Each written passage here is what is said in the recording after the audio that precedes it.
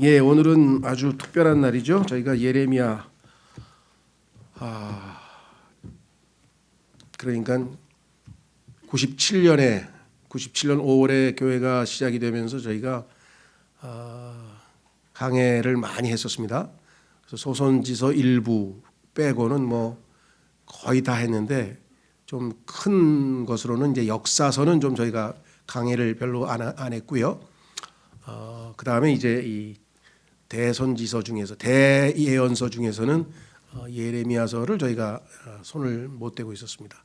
뭐 에스겔서를 포함해서 기타 다니엘서 또 이사야서 이런 건 다 우리가 다 공부를 한 구절 강해하면서 다 공부를 했는데 예레미야서만 어떻게 빠뜨렸어요. 그래서 이번 기회에 욥기를 공부하면서 고난하면 욥과 뭐 어깨를 나란히 할 정도는 아니더라도 그래도 고난의 선지자, 눈물의 예언자라고 불리우는 이 예레미야를 통해서 우리가 이 마지막 때 고난의 시기를 살아가는데 우리에게도 훨씬 더 공감이 될 것 같고 또 우리가 한 번도 자세히 다루지 않은 내용이기 때문에 한번 공부하는 기회를 가지려고 이렇게 합니다. 이제 그래서 나눠드린 자료에 보시면 프린트문에 보시면 우선 짧게 대언서에 관해서 대언서 말씀드린 것처럼 이제 저희는 대언서 대신에 예언이라고 좀 사용하겠습니다. 왜냐하면 킹제임 성경치고 흠정력을 제외한 모든 성경들이 다 예언으로 되어 있거든요.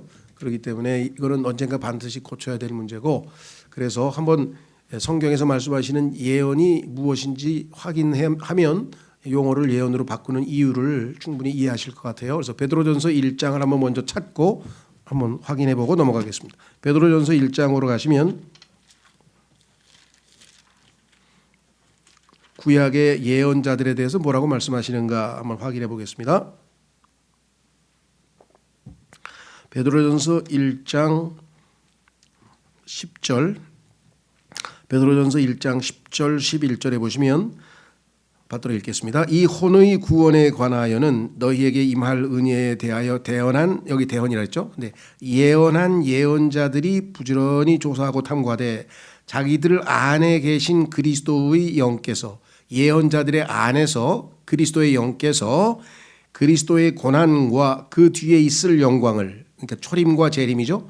고난과 그 뒤에 있을 영광을 초림과 재림을 미리 증언해 주실 때 미리 증언이 예언이죠. 미리 예. 그렇죠? 성경에 보면 예언이라고 이게 나와 있어요. 그래서 우리가 뭐 여기서는 이제 것은 우리가 이렇게 써왔지만 어차피 지금 저희가 이 세 가지 성경 중에서 하나를 써야 되는데 모조리 다 예언이라고 되어 있기 때문에 이 단어는 고쳐서 읽도록 하겠습니다. 자, 교재로 가시면 성경 중에서 예언서로 지칭되는 것에는 이사야서부터 시작해서 말라기까지 모두 17권이 있다. 솔로몬의 아가라고 하는 지혜서의 마지막 성경 다음부터 이제 소위 말하면 예언서가 지속이 되고 있는데요. 자, 이 예언서는 총 17권이 있습니다. 그렇죠? 17권이 있다. 그중 예레미야 애가는 본래 시가서 안에 포함시킬 수 있으나 시로 되어 있기 때문에 예레미야의 부록으로 분류되고 그 안에 예언도 있으므로 역시 예언서에 포함시켰다. 예언자는 모두 하나님께서 그분의 백성이 말씀을 거스르고 타락할 때 일으키신 그릇들로서 성령의 감동을 받아서 하나님을 대신해서 말씀하도록 하신 사람들이다. 예언서는 세 종류로 나눌 수 있다. 포로 이전, 포로로 660년에 바벨론으로 포로로 잡혀갔는데요. 이스라엘 민족이 그 이전 시기죠. 그래서 포로 이전의 예언서는 요엘, 아모스, 호세아인데 이것은 북왕국 이스라엘에 대해서 예언을 했고 오바댜, 이사야, 미가, 나훔, 스바랴, 예레미야, 하박국, 애가 요거는 유다 왕국에 대해서 예언을 했고 포로 시기 중에 대언서 70년 동안 바벨론으로 포로로 가 있을 때 그때 활약했던 예언자는 다니엘과 에스겔이 있고요. 그 다음에 포로를 마치고 돌아와서 성전을 건축하려는 그 시기에 돌아온 이후에 활약했던 즉 포로 시기 이후의 예언서는 학개, 스가랴, 말라기 이렇게 되어 있습니다. 그래서 구약의 맨 마지막 책이 말라기죠. 예, 저희 교회에서는 말라기를 강해했을 뿐만 아니라 제임스 낙스 목사의 그 강해 설교를 주석을 우리가 강해 설교를 책으로 냈습니다. 그래서 말라기 강해 아주 잘 되어 있어요. 4장밖에 안 되지만은 책은 한 거의 300페이지에 가깝게 굉장히 많은 종말과 관련된 내용이 담겨 있기 때문에 말라기 강에서는 요즘 말로 강추입니다. 적극 추천드리니까 한번 읽어보시고요. 자, 그러면 넘어가셔서 예레미야 개요를 잠깐 먼저 보겠습니다. 예레미야는 포로되기 이전의 예언서이지만 그 내용은 포로된 시기까지 계속된다. 당시 유다 BC 660년경입니다. BC 660년경 당시 유다 왕국은 날로 쇠퇴하고 있었다. 국외로부터는 인접 국가들의 침략의 위협이 도사리고 있었고 국내적으로는 우상 숭배와 도덕적 타락이 넘쳐났다. 그 왕국들 이름은 아시리아, 바벨론, 이집트 이 세 개의 국가가 둘러싸고 있었죠. 우리나라도 일본, 중국, 러시아 이 세 나라 사이에 고립돼 가지고 우리도 아주 많은 고난을 겪었는데 이스라엘과 좀 비슷한 처지에 있었던 것 같아요. 자, 예레미야는 예언자 중 가장 큰 어려움과 시련을 당한 사람이다. 천성이 약하고 겁쟁이였으므로 하나님의 격려와 재촉하심이 아니면 항상 위축되어 있었다. 그러나 하나님의 영이 그에게 역사하자 생사를 돌보지 않고 왕 앞에서 용감하게 증언하였다. 신약 성경에서 직접적으로 이 예레미야의 말씀을 인용한 것은 약 10군데이다. 예레미야가 능히 설 수 있었고 능히 하나님의 사명을 완수할 수 있었던 것은 그에게 하나님의 능력의 구원 곧 기도가 있었기 때문이었다. 시간이 없어서 제가 그냥 말씀드리는데 여기 보시면 1장 6절 4장 10절에 보면요. 기도하는데 얼마나 진정성이 담겨 있는지 그냥 기도가 아니라 아 주님 하고 기도를 시작해요. 그 다음에 뒤에 나오는 10장과 12장에서는 오 주님 그 오하고 아 속에 얼마나 많은 의미가 들어있는지 여러분들이 겪어보신 분 아시겠죠? 하나님 앞에서 너무 괴로워서 무슨 말 하겠습니까? 오아 하다가 계속 그렇게 기도를 합니다. 참 고통 중에 있었을 것을 짐작할 수 있겠습니다. 그 다음에 그의 이름 곧 그를 일컬을 때 쓸 이름은 이것이니 곧 주 우리의 의라. 하나님의 이름 중에 하나가 주 우리의 의라. 이것은 메시아의 많은 이름 중 하나이다. 메시아의 위격은 바로 여호와 자신이다. 그분께서 메시아이신 것은 그분이 우리의 의가 되셨기 때문이라. 메시아의 임무는 바로 우리의 의가 되시는 것이다. 그래서 고린도전서 1장 30절에 보면은 예수님께서 우리의 의가 되셨다 이렇게 나와 있죠. 이 책의 주요 메시지는 여호와 하나님의 죄에 대한 심판은 긍정적인 것이고 부정적인 게 아니라 오히려 긍정적인 것이고 그 이외에 열매가 있죠.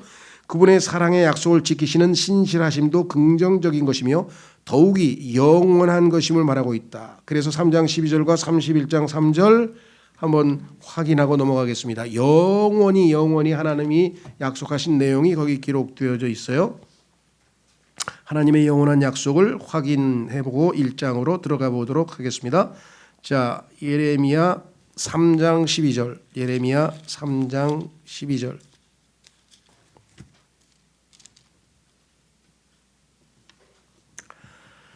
받들어 읽겠습니다. 가서 북쪽을 향해 이 말들을 선포하여 이르라. 주가 말하노라. 타락한 이스라엘아 너는 돌아오라. 나는 긍휼이 많은 자니 그런즉 내 분노가 너희를 덮치지 아니하게 하리라. 주가 말하노라. 내가 분노를 영원히 품지 아니하리라. 31장 3절. 예레미야 31장 3절.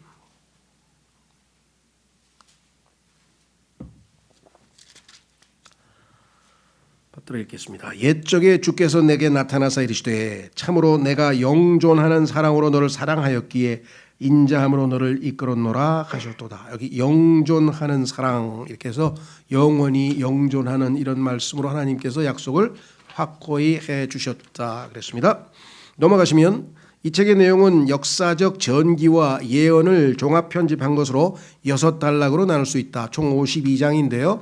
첫째 부분은 예언자가 부름받고 위임받은 하나님께서 부르셔서 너는 이제 이 일을 하라 하고 위임을 받는 장면 1장이고요. 그 다음에 예루살렘이 함락되기 전에 유다 왕국이죠. 유다에 있는 예언자, 유다에서 활약하고 있던 예언자의 모습이 38장까지. 그리고 예루살렘이 드디어 함락이 됐습니다. 39장. 그리고는 이제 포로된 이후에 포로돼서 다 잡혀갔는데 하나님께서 예레미야는 남아 있도록 하시고 거기서 사역을 이어갔습니다.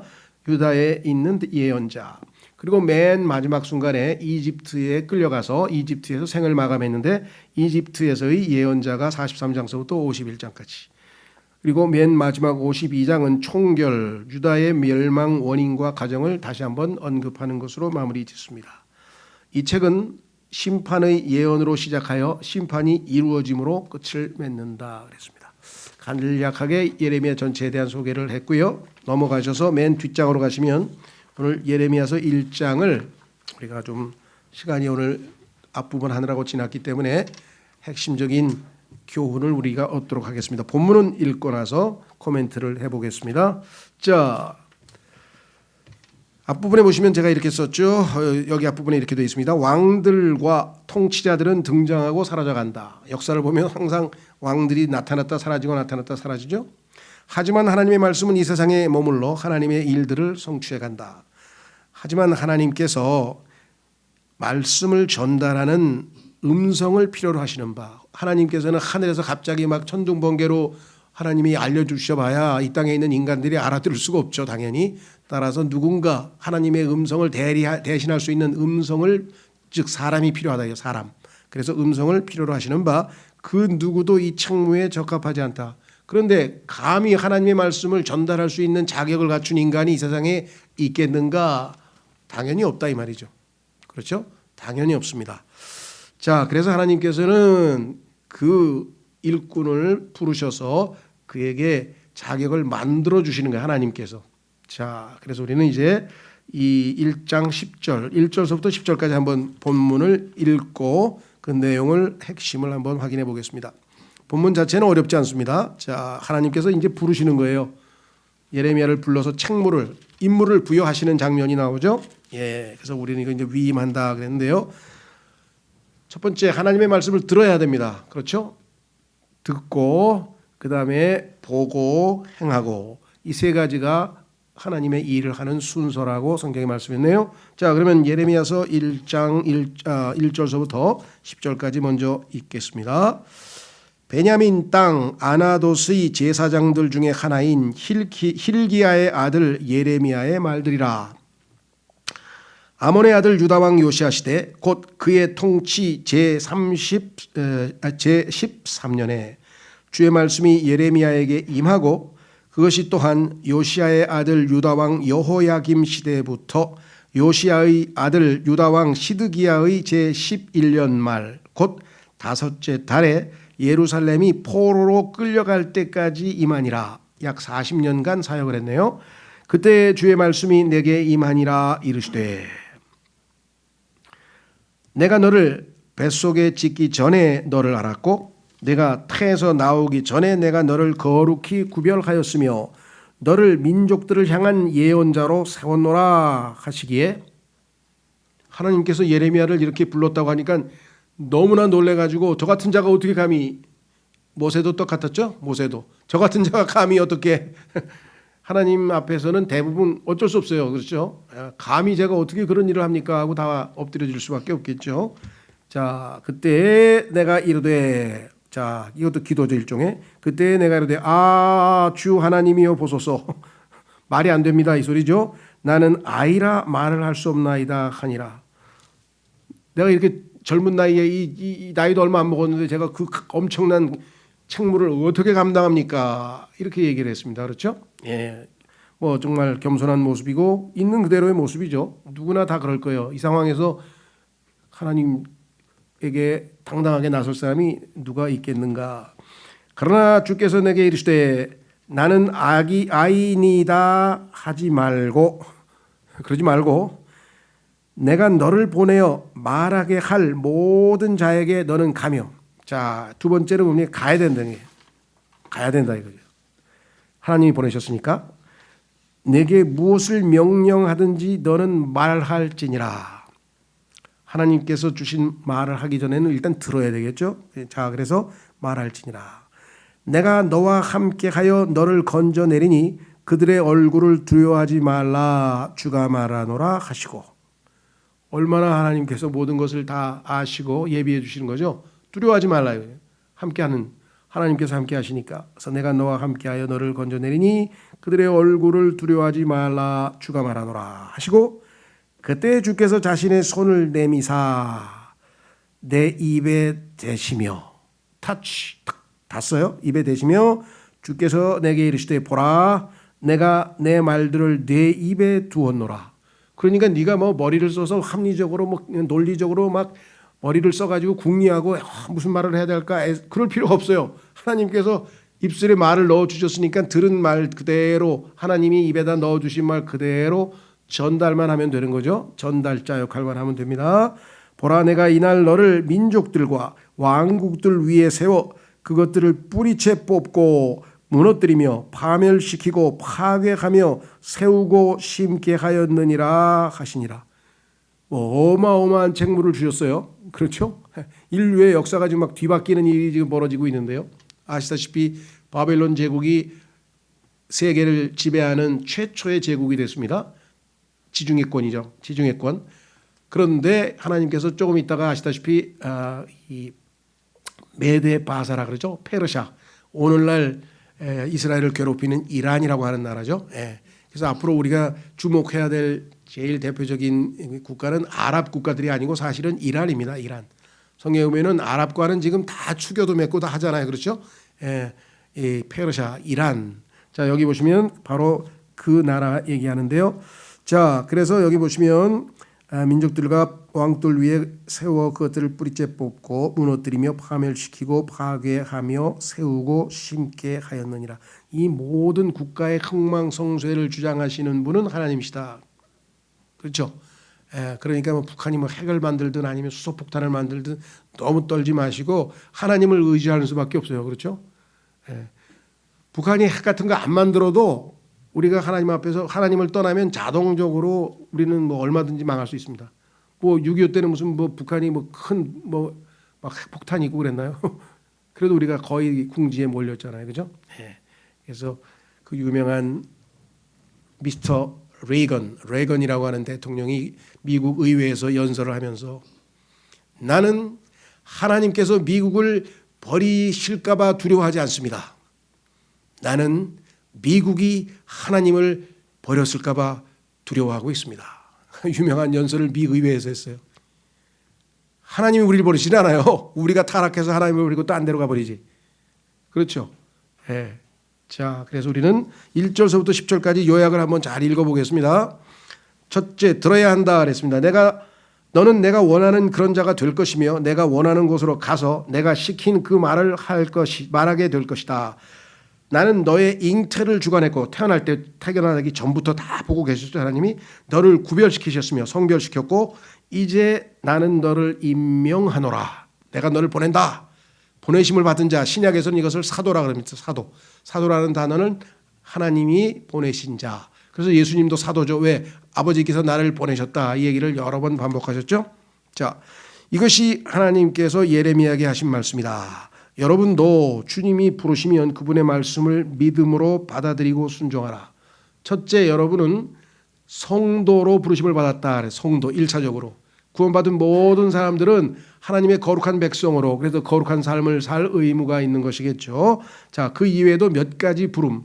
관심 있는 분들은 하나님의 부르심이라는 설교가 아마 1년 전에 한 것 같아요. 제가 한 10가지 정도 되는 것 같은데요. 자, 하나님이 우리를 부르셨다. 일단 하나님의 백성으로 구원받은 백성을 부르셨죠. 그분의 말씀을 믿음으로 받아들이고 순종하라. 어쩌면 자격이 없다고 느낄 수도 있겠으나 당신의 적합성은 하나님이 주신 임무에 적합하냐 아니하냐 그것은 당신이 아니라 하나님으로부터 온다는 사실을 잊지 말라. 하나님이 적합하게 여기셔서 불렀으면 자격이 없다고 느끼지 말고 순종하라. 이것이 첫 번째 문단에서 우리가 배울 수 있는 교훈이고요. 두 번째 11절부터 16절까지 보도록 하겠습니다. 또 주의 말씀이 내게 임하니라 이르시되 예레미야야 네가 무엇을 보느냐. 얼마나 친절한지 이름까지 불러주셨네요. 개인적. 기독교 신앙은요.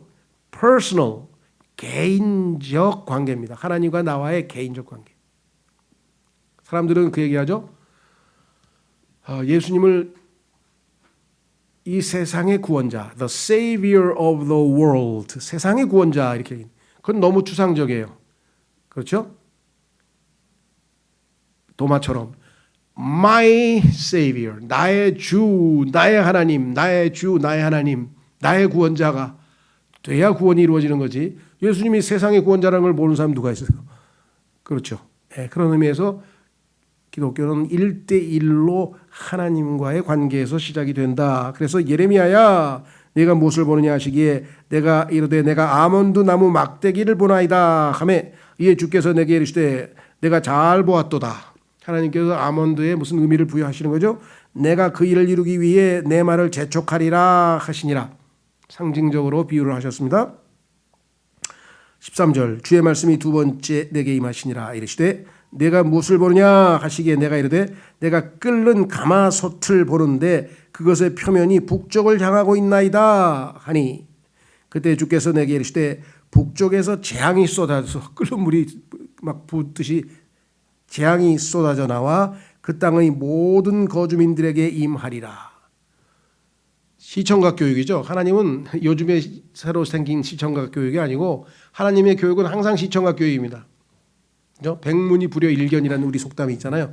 들어봐요 뭐예요? 자꾸 까먹잖아. 이게 눈으로 본 걸 안 잊어버리죠. 그래서 우리도 강의할 때 이제 말로만 강의하는 게 아니라 화면을 띄워가지고 계속 보여주잖아요. 그죠? 예, 본 것이 머리에 남죠. 예. 하나님께서도 이와 같은 교육 방법을 이미 오래전에 다 사용하셨어요. 예. 성경에 보면은 요즘에 인기 있는 게 로고 테라피라는 게 있는데 로고 테라피. 말로서 사람을 치유하는 거예요. 상담이죠. 상담해서 그 사람에게 용기를 불어넣어주고 격려도 하고 이래가지고 상처가 치유되고 다시 용기를 내는 이런 로고 테라피. 성경에서 하나님께서 항상 하시는 방법이 로고 테라피예요. 그렇죠? 하나님의 말씀으로 우리를 위로하시잖아요. 자, 성경에 모든 게 다 있습니다. 자, 그래서 뭐라고 얘기를 했는가? 15절 내가 북쪽 왕국들의 모든 가족들을 부르리라. 주가 말하노라. 그들이 와서 저마다 예루살렘 성문 어귀에 자기 왕좌를 정하고 그것의 사방 모든 성벽과 유다의 모든 도시를 치리라. 실제적으로 그랬고요. 예수님 재림 때에도 또 이와 같은 일이 있을 것입니다. 그래서 구약에서 예언서를 읽을 때에는 항상 이중 적용을 염두에 두셔야 돼요. 실제로 역사에서 이미 일어난 사건과 예수 그리스도의 재림 때 다시 반복될 사건들 이중 적용이 항상 돼 있어요. 그래서 여기서도 실제로 일어났었고 나중에 주님 오실 때 또 이런 일이 벌어질 것을 성경에서 예언했습니다. 그래서 그들이 나를 버리고 다른 신들에게 분향하며 심판받는 원인은 항상 하나님의 질투심에서 시작이 됩니다. 성경에 보니까 나 주는 질투하는 하나님이라.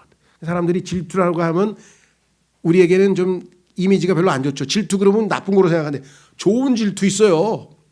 그렇죠. 진리를 향한 질투심. 난 진리를 따라 살고 싶다. 이거 좋은 질투죠. 그렇죠. 거룩한 질투도 있고 하나님의 질투. 그래서 질투 자체가 나쁜 건 아닙니다. 중립적이에요.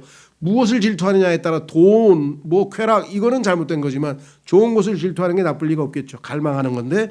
자, 그래서 하나님의 질투심은요. 이스라엘 백성들이 내가 너희를 사랑한 것만큼 너희도 나를 사랑해야 되는데 딴 것을 사랑하는 데에서 모든 문제가 발생하는 거예요. 이 땅에 생기는 모든 문제는 다 마찬가지입니다. 부부 문제도 그렇고 하여간 국가의 저희 말하면 이 회사를 향한 마음도 그렇고 너무 회사를 들어가서 1년마다 계속 바꿉니까? 그럼 회사에 대해 애정이 있는 거예요? 없는 거예요? 전혀 없는 거죠. 그냥 조금 더 월급 주면 떠나고 그냥 조금 상사가 뭐라 그러면 떠나고 막 그렇게 되죠. 자, 그들이 나를 버리고 다른 신들에게 분향하며 자기 손으로 만든 것들에게 경배하였은즉 하나님이 자신을 창조했는데 하나님이 아니라 창조주가 아니라 자신들이 만든 것들 물건, 사물, 우상에게 경배하였은즉 내가 그들의 모든 사악함에 대하여 하나님 대신에 다른 것을 사랑하면 하나님께서 그것이 사악하다 그랬어요. 사악함에 대하여 그들을 향해 나의 심판을 선고하리라. 드디어 하나님께서 때가 왔대요. 오래 참으셨지만 하나님께서 일단 마음을 정하면요 할 수 없어요. 그대로 따라야 돼요. 그래서 예레미야가 아주 비극적 인물이 됐어. 왜? 하나님께서 일단 이스라엘을 심판하기로 결정을 내렸어. 그러면 너희는 이제 심판이 내려지니까 빨리 바벨론에 가서 70년 동안 열심히 살아라 이렇게 얘기를 해야 되는데 옆에서는 아니야 하나님이 우리를 지켜주실 거야. 우리는 독립운동할 거야. 투쟁하자 이러고 있어요. 그럼 누가 인기를 걷겠습니까? 예레미야는 하나님의 뜻에 따라서 하나님이 너희를 심판하기로 정했으니까 바벨론으로 끌려가서 바벨론 왕에게 충성되고 70년 동안 열심히 살아라. 그 인기 없는 메시지를 전하니까 뭐예요? 매국노 소리를 들은 거죠. 비극적이죠. 그렇죠? 하나님께서 하필이면 그런 메시지를 주셨으니 얼마나 괴로웠겠습니까? 그래서 오죽하면 하나님 앞에 가서 하나님 왜 나를 속였습니까? 하나님 말씀대로 그대로 했더니 사람들이 나를 비호하고 막 그냥 나쁜 댓글을 달고 그냥 막 욕을 하고 그냥 막 난리칩니다 지금. 그래가지고 막 억울해가지고 하나님 앞에 가서 하나님이 나를 속였다고 했던 그게 예레미야인데 어쩔 수 없어요. 자 보세요. 이스라엘 백성들이 정탐꾼을 보냈습니다. 그렇죠. 그래서 10명 중에서 2명만 좋은 보고, 굿 리포트, 좋은 보고를 올리고 10명은 악한 보고를 했어요. 아이고 우린 가면 다 죽었다 이제. 뭐 그냥 거인들이 있고 아이고 우린 죽었어. 그런데 하나님께서는 가라 그랬잖아요. 가면은 하나님이 다 땅을 주셨다고 가라 그랬는데 그 말은 안 믿고 가면 우린 다 죽어. 2명만 우리 밥이야 가자 그랬는데 10명의 입김이 더 셌죠. 그래서 전부 주저앉아가지고 울고 앉아 있는 거예요. 아이고 우린 다 죽었다. 하나님께서 가나안을 큰 복으로 적과 꿀이 흐르는 땅을 주셨다 그랬는데 그걸 갖다가 앞에다 놓고 애곡을 하고 통곡을 하고 앉았으니 하나님 보시기에 얼마나 화가 나셨겠어요. 그렇죠? 알았어 그래. 여기서 여기까지 한 달이면 가는데 내가 40년 동안 죄송합니다. 뺑뺑이를 돌려줄게. 뺑뺑이를 돌려줄 테니까 훈련 좀 받아와.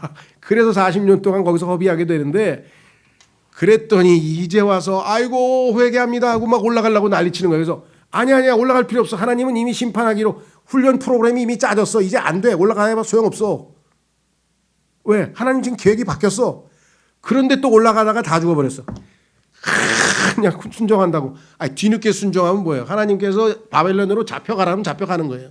하나님이 나에게 징계를 내렸으면 그 징계 없애달라고 기도해봐야 아무짝에 소용없어요. 이 징계를 잘 이겨내서 의의 화평의 열매가 맺도록 징계를 잘 받게 도와주십시오. 그래야 진짜 그리스도인이죠. 히브리서 12장에 써 있잖아요. 여기도 마찬가지죠. 이미 심판을 선고해서 이제 돌이킬 수가 없어요. 그래서 그때부터 예레미야의 운명은 매국노의 운명이 돼버린 거예요. 할 수 없이. 안타깝지만. 자, 그래서 두 번째 보아야 한다로 가보겠습니다. 11장 16절은 어떻게 요약을 할 수 있는가? 주의 종들은 귀로만 들을 뿐 아니라 눈으로도 보아야 한다. 왜냐하면 하나님께서는 그들이 보는 것을 통해서 말씀하시기 때문이다. 히브리어로는 아몬드와 지켜보다는 말이 동의어이다. 하나님께서는 자신이 하신 말씀을 이행하기 위해 자신의 말씀을 지켜보고 계신다. 실행이 되는가 안 되는가? 우리의 임무는 실행이 아니에요. 성취는 하나님이 하시는 거고 선포야. 하나님의 말씀을 선포하면 됩니다.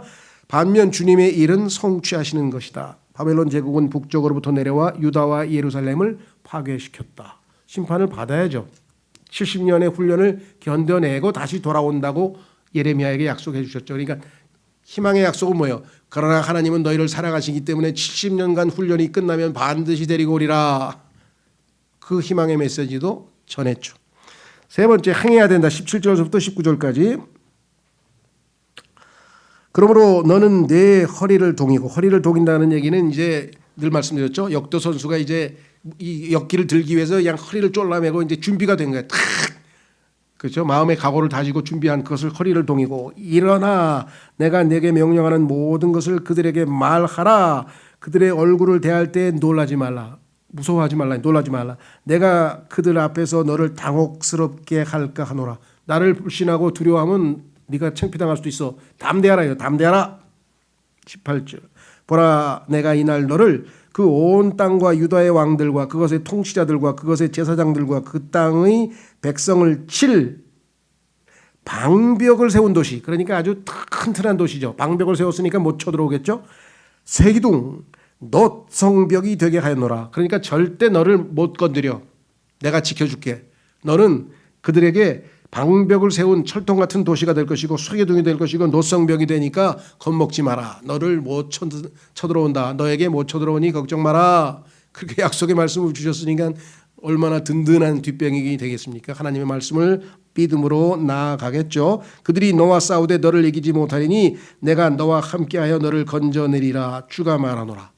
이 말씀을 듣고 예레미야는 당연히 담대하게 나갔겠죠. 그렇죠? 자, 그래서 세 번째 행해야 한다. 17장 19절에서 젊은 예레미야는 장로들에게, 당시에 이스라엘의 장로들이 있었는데 항복하라는 메시지를 전하며 대적하기가 어려웠다.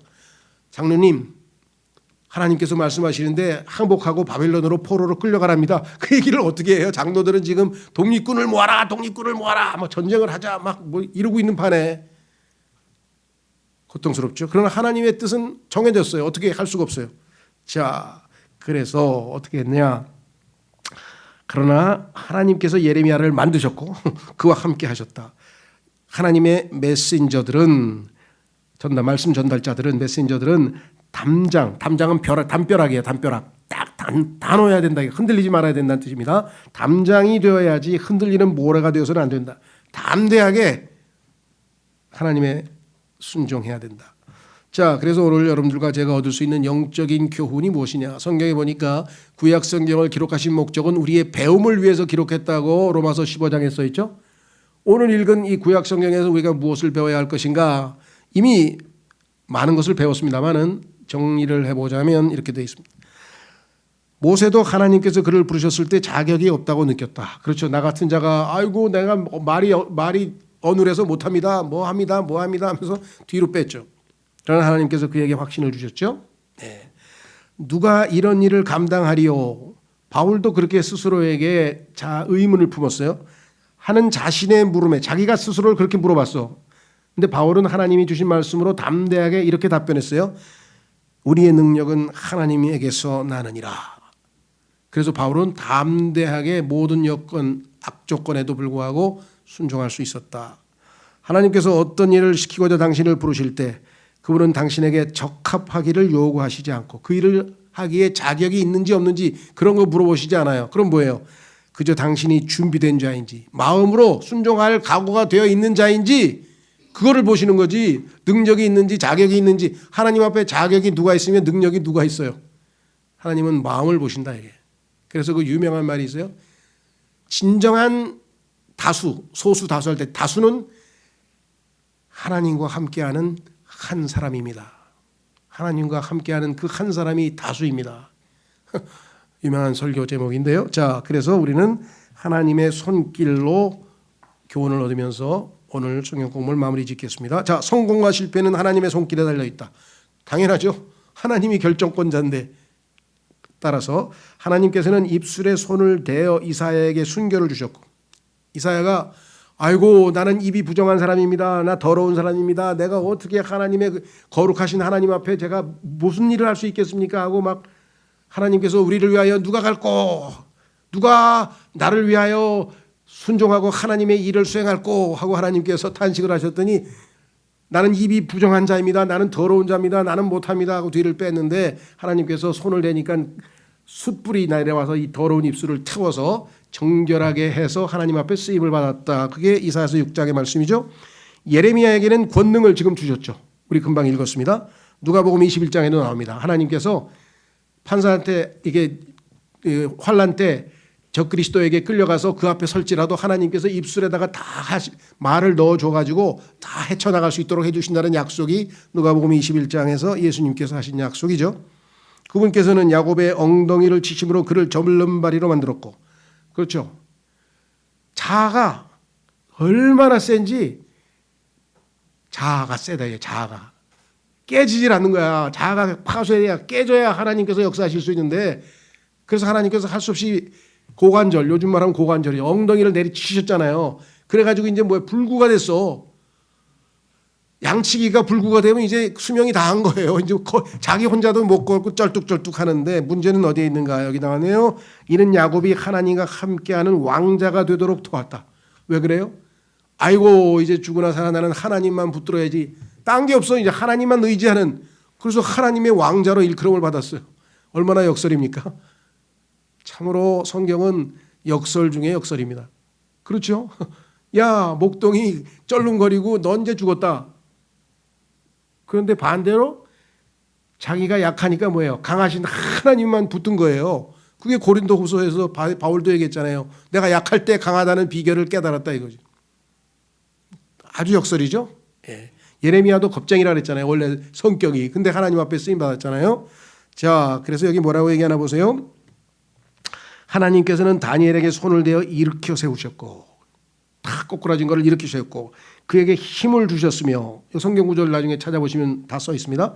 사역을 위해 입을 열어주셨다. 다니엘의 입을 열어서 하나님의 말씀이 선포되게 했다라고 성경에 나와 있습니다.